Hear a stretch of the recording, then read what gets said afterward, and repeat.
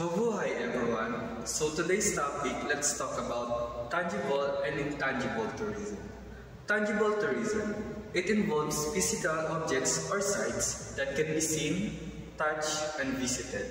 This includes landmarks, historical buildings, museums, and natural attractions like parks and beaches. For example, visiting a historical monument or exploring a natural reserve like Rizal Park and Intramuros, Manila. While intangible tourism, it focuses on experiences and cultural practices that cannot be physically touched or seen but are felt or experienced. This includes traditions, festivals, local customs, oral histories, performances, and culinary experiences.